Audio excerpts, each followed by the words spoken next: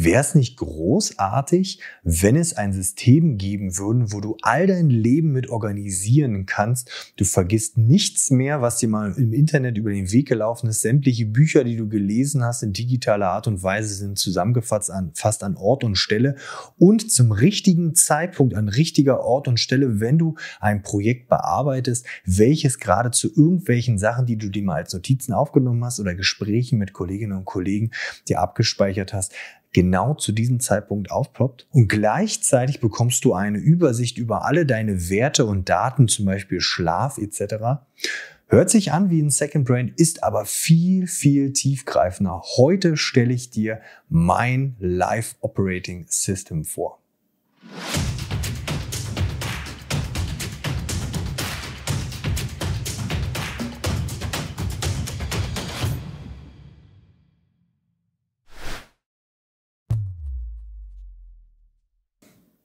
Da sind wir auch schon mittendrin in der ersten Starthilfe und hier werdet ihr euch zu 99,9% immer aufhalten. Ich habe mir, und das könnt ihr natürlich noch verändern, ich habe meine Lebensbereiche in mehrere Kategorien aufgeteilt. Zum einen das Leben im Allgemeinen, dann mein ganzes schulisches Umfeld, meine Arbeit, dann der Bereich Schulgelaber und hier das wohl wichtigste, der Wissensspeicher, der sogenannte Second Brain Part, der aber bedeutend tiefer reingehen wird. Hier sehe ich automatisch auf der Startseite, was heute und in den nächsten Tagen ansteht. Das klicke ich jetzt nicht drauf, weil dann seht ihr ein paar Sachen, die ich hier leider nicht so zeigen kann. Und gleichzeitig seht ihr aber auch meine Habit-Übersicht und so sieht das dann zum Beispiel aus, wie es gefüllt ist. Zum Beispiel habe ich mich heute schon mal ein bisschen gedehnt, aber sonst habe ich noch nichts großartig gemacht und ihr seht meinen Tagestrend hier auf der Seite, wenn ihr die einzelnen Sachen euch anschaut, was so in letzter Zeit passiert ist. Hier ist immer die letzten 14 Tage kann man hier in der Darstellung sehen. Das ist die Startseite und wenn ich hier raufklicke, dann habt ihr auch eine Übersicht über alle eure Aufgaben, Projekte etc. Und all die Dinge sind miteinander verknüpft und es ist so angelegt, dass ihr das mit dem Handy als allererstes bedienen könnt. Deshalb, wenn ihr das auf dem Handy öffnet, das Ganze, dann könnt ihr hier als allererstes einen neuen Tag starten, neue Aufgaben hinzufügen, neues Projekt hinzufügen, aber euch auch neue Notizen machen, die dann automatisch im Wissensspeicher landen. Jetzt sind wir hier in der Vorlage drin, wie ihr das schon seht. LiveOS Vorlage sieht genauso aus, hat aber sozusagen noch keine Daten. Das wartet darauf, von euch gefüllt zu werden. Jetzt können wir hier mal reingehen.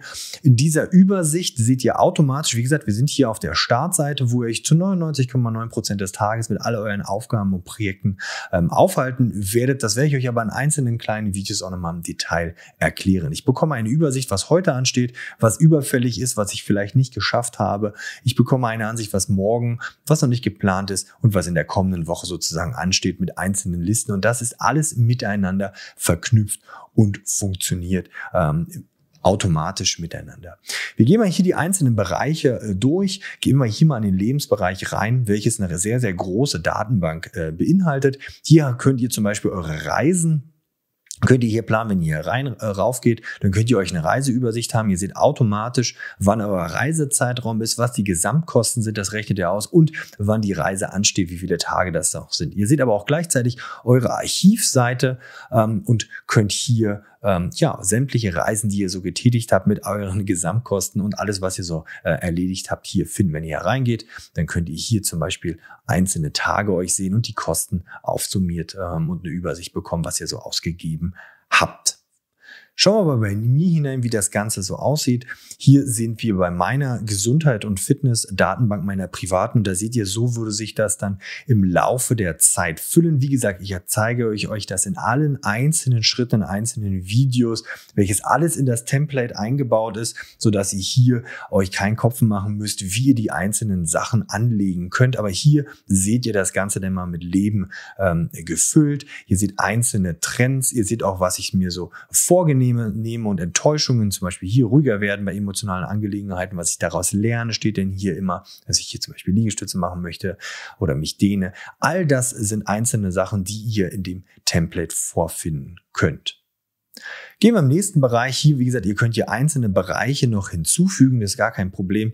Hier einfach auf Plus drücken, dann könnt ihr einzelne Bereiche in eurem täglichen Leben, was euch wichtig ist. Aber zum Beispiel der Bereich Finanzen, da habt ihr hier einen Finanztracker, der automatisch funktioniert. Da könnt ihr die einzelnen Sachen finden.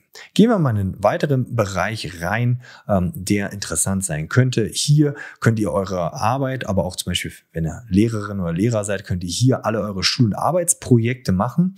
Und das ist eigentlich ganz schön. Das ist alles miteinander verknüpft. Hier bekomme ich meine einzelnen Ansichten von Schul- und Arbeitsprojekten. Hier, wenn ich reingehe, sind nur Projekte drin, automatisch, die sich rund um mein Arbeits- und Schulleben füllen bzw. drehen. Das ist natürlich jetzt hier Lernen. Meine Datenbank kann ich da leider nicht reingehen. Auch hier, es ist für das Handy optimiert, indem ich hier Schnellzugriffe habe. Ihr könnt einzelne Sachen hinzufügen, aber auch zum Beispiel hier habe ich eine Unterrichtsvorlage für euch erstellt, was ihr hier benutzen könnt, um einzelne Unterrichtsthemen zu benutzen. Wenn ihr das nicht braucht, dann könnt ihr das einfach rauslöschen und das einfach nur für die Arbeit benutzen. Aber auch hier zum Beispiel eigentlich eine Datenbankvorlage, wie ihr Unterrichtsmaterial, wie viel Geld ihr da ausgibt, dass das alles mal an Ort und Stelle ist, einzeln kategorisiert mit einzelnen Bereichen, sodass ihr da einen schönen Überblick über all euer Arbeits- oder Schulleben so habt. Gehen wir in den nächsten Bereich rein, und zwar hier, auch das, wie gesagt, wenn ihr es nicht braucht, könnt ihr das löschen, aber es ist automatisch vorhanden. Wenn ihr zum Beispiel Social Media oder einen Nebenjob habt, könnt ihr hier alle eure Sachen tracken, zum Beispiel einzelne Plattformen könnt ihr hier darstellen, könnt ihr euren Contentplan, euren Social Media Content hinterlegen, da einfach die Sachen, auch das wird nochmal in jedem einzelnen Schritt in dem Template erklärt, so dass ihr da alles an die Hand bekommt, um das Ganze zu bearbeiten. Habt hier einen Content-Kalender, mit dem ihr arbeiten könnt, und habt auch automatisch, welches nicht in dem Finanztracking-Tool vorhanden ist, weil wenn ihr zum Beispiel ein Nebengewerbe habt, müsst ihr vielleicht eine Steuererklärung machen, dann habt ihr hier alles Einnahmen und Ausgaben schön kategorisiert in einzelne Bereiche, sodass ihr seht, was ihr so eingenommen habt, ausgegeben habt, und könnt das dann schön den Steuerberater zukommen lassen. Kommen wir zum wohl wichtigsten Bereich in dem LiveOS, und zwar dem Wissensspeicher. Hierhinter verbirgt sich jede Menge. Zum einen ist hier die Datenbank des ganzen LiveOS drin, wo ihr die Sachen dann finden könnt, aber auch gleichzeitig ist hier alles vorhanden, womit ihr arbeiten könnt. Als allererstes habt ihr hier einen Medienspeicher, dann habt ihr hier für eure Notizen dann das Kontaktbuch, womit ihr vielleicht Gespräche geführt habt mit einzelnen Kolleginnen oder Kollegen. Dann habt ihr hier einen Themenspeicher, das zeige ich euch gleich mit unterschiedlichen Bereichen, aber auch einen Dokumentenspeicher. Wenn ihr hier reingeht, ist natürlich jetzt leer, habt ihr einzelne Kategorien, sodass ihr das miteinander verknüpft ist, und dazu zeige ich euch einfach jetzt mal meine Wissensspeicher-Datenbank.